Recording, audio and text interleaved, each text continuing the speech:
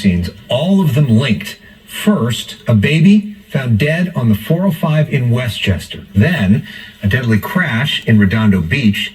All this linked back to a homicide investigation in Woodland Hills. With so many pieces to this developing story, we're bringing you comprehensive coverage. We begin with Fox 11's Haley Winslow live from Culver City. Christine and Alex, this is so tragic. Nearly an entire family was killed within hours of each other in different locations and under different circumstances, but circumstances that seem so preventable.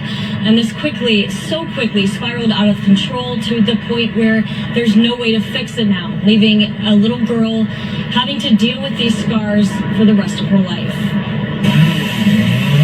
A tragic end in Redondo Beach Monday morning leaves a 9-year-old girl in the hospital, suddenly all alone. She lost her whole family in 3 different locations. Even though I do this every day, this definitely hits home. It hits definitely different when it's a kid that, didn't really have a chance, especially an infant, a baby, that's really helpless. And just to see this is very traumatic. That baby was killed on the side of the freeway in front of her older sister. It was about 4:30 in the morning on the 405 North near Howard Hughes, and a driver saw the 2 girls, stopped, and called 911. We did have a witness who called this in. They did stop. They're the ones that, put out that information. They said there was a dark sedan vehicle in the area at the time. Investigators from several different law enforcement agencies are working to piece this all together, but they believe it started with a domestic dispute at the Montecito apartment complex in Woodland Hills. Sources say a woman in her mid-30s stabbed her partner, killing him, and then took off with the kids in a black Porsche.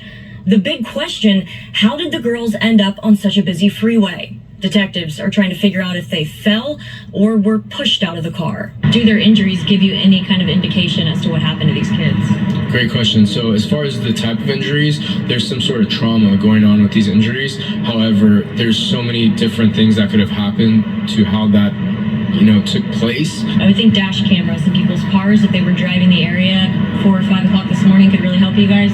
That would be huge. Yeah. So like I said, anybody that was in that area, that general area, 4 to 5 a.m. in the 405 area between, Howard Hughes, Centinela is where we're putting it out. Every little thing could help us out at this point to get to the bottom of this. Inside this now mangled Porsche, sources say was the girl's mom, who died when she crashed into a tree near a church in Redondo Beach, leaving the 9-year-old girl the sole survivor in this awful tragedy. And that 9-year-old girl is expected to heal from the trauma, well, at least the physical trauma, but the mental and the emotional trauma that she'll be dealing with for the rest of her life will likely be a much tougher battle. Christina Gonzalez is over in Woodland Hills at the scene of the domestic dispute where this all unfolded. Christina, what can you tell us? Well, I can tell you people here are really, really upset. Many of them heard screaming last night. You'll hear from the man who found the body, but they had not made the connection to those children on the freeway until we talked to them. Listen. I heard screaming. Could you make out if it was a man or a woman? I heard a little girl screaming. It was a little girl screaming. And a mom, I think.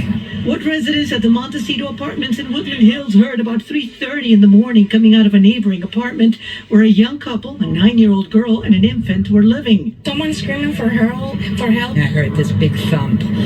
What sounded like a bowling ball hitting my whole ceiling vibrated. That was probably the sound of a vehicle crashing through the building's apartment gate as it sped out of the parking lot. Then walked out our front door, and to the left is their door, and their door was wide open, and there was blood all throughout their front door, all the way to the hallway leading to the elevator, and blood on the walls. So then I called my dad. I went into the apartment. I stepped over blood puddles and checked on the body and saw that he was dead. He was face down, and I called 911, of course. It wasn't until later many of the residents at the apartment building realized the 2 children ejected from a vehicle on the 405 freeway were the same ones living in the apartment where the man was found dead. No. Oh my gosh, the girl used to play with my daughter. That's so sad. Any indication ever that something was going on there that could possibly even close to end in a bad way? Our neighbors have heard fighting, and I've heard fighting, but I could never imagine this. You don't think your neighbor's going to get murdered. No. A lot is going on up there, and at one point I was thinking of calling Child Protective Services, but because I had I don't know, I just did. And the baby didn't make it? Because I saw, oh my God, I'm like going to be sick. Images now of officers taking out from the apartment a parakeet and 2 bunnies. They were the pets of the children as they go on securing the apartment.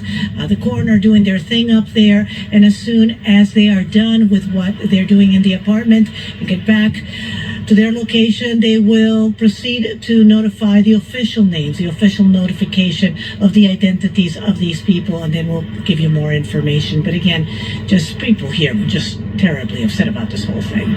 Live in Woodland Hills.